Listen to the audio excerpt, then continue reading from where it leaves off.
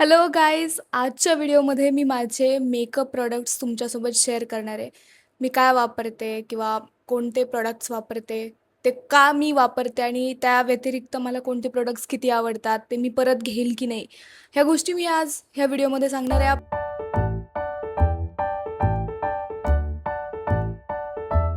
आपण स्टार्टिंग बेसपासून करूयात. म्हणजे बेस म्हणजे फाउंडेशन, कन्सिलर, कॉम्पॅक्ट ह्या गोष्टी ज्याच्यासाठी लागतात ते. सगळ्यात आधी तर ही टिंटेड सनस्क्रीन आहे माझ्याकडे. आता ॲक्च्युली विशकेअरची सनस्क्रीन ही खूप चांगली आहे, फ्लुइड सनस्क्रीन. मग त्यासोबत मी ही टिंटेड सनस्क्रीन पण वापरली, कारण ह्याआधी मी डॉट अँड कीची सनस्क्रीन वापरत होते. बट आय रिअलाइज की मला ती सनस्क्रीन खूप जास्त आवडली. बट त्याचं लाईक त्याचं प्रोटेक्शन किती आहे मला शुअर नव्हते मी त्या बाबतीत. सो मी विशकेअरची सनस्क्रीन घेतली, ज्याचं फॉर्म्युला खूप छान आहे. लाईक तुम्ही रिअप्लाय जर करत असाल सनस्क्रीनसारखं तर त्याच्यासाठी परफेक्ट आहे. पण ही जी सनस्क्रीन आहे ती थोडी डिसअपॉइंटिंग आहे, कारण ही खूप जास्त केकी ॲशी अशी दिसते चेहऱ्यावरती.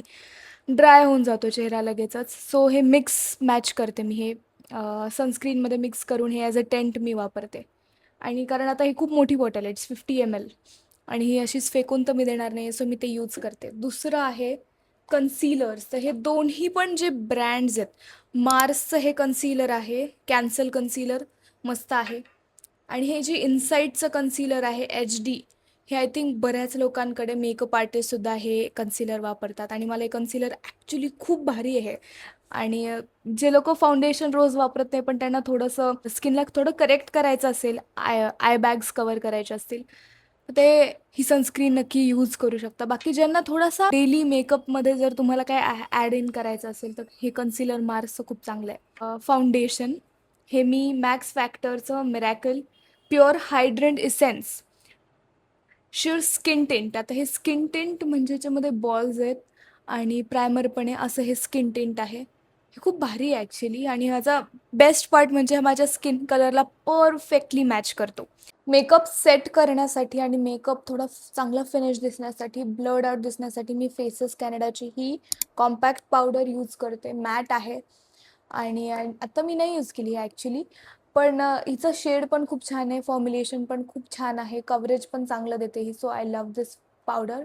मेकअपचा आणखी एक महत्त्वाचा भाग असतो ब्लशेस, आणि मी कोणतेच ब्लशेस यूज नाही करत, कारण मला असं वाटतं की लिपस्टिक्स जे आहेत ते थोडेसे जर ब्लश म्हणून वापरले तर I don't think so it's a big problem.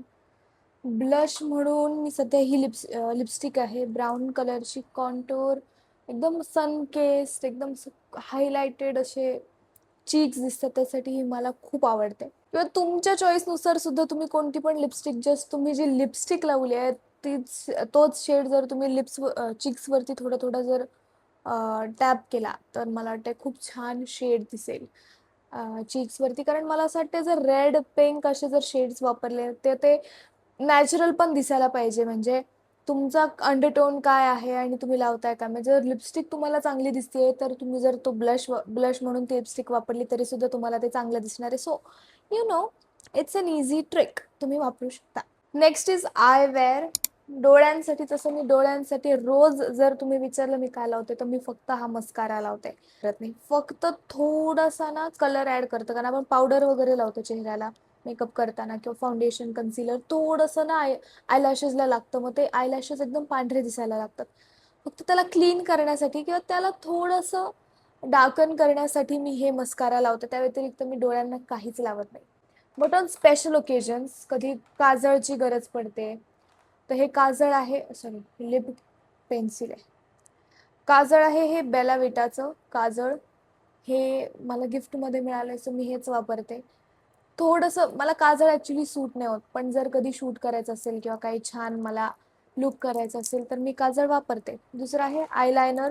हे आयलायनर ऑलमोस्ट ड्राय झालं आहे, तर मी हे पण फार कमी वेळा वापरते, जस्ट इन केस गरज पडलीच तर. आणि हे एकदम रँडम कोणतं तरी ब्रँडचं आहे, आय डोंट नो कोणत्या ब्रँडचं आहे हे, आणि मला असं वाटतं की मला आता घ्यावं लागेल चांगलं आयलायनर.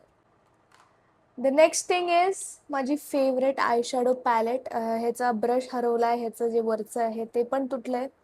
सो पॅकेजिंगसाठी minus points I would say, पण ह्याचे जे शेड्स आहेत ना हे एकदम छान आहेत. म्हणजे अगदी light colours, warm colours, warm असे ब्राउनिश शेड्स.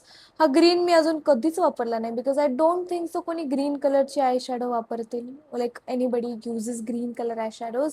डेली यूजसाठी तर नाहीच वापरत. जर तुम्हाला स्पेशल काही लुक करायचं असेल तर you can go with it.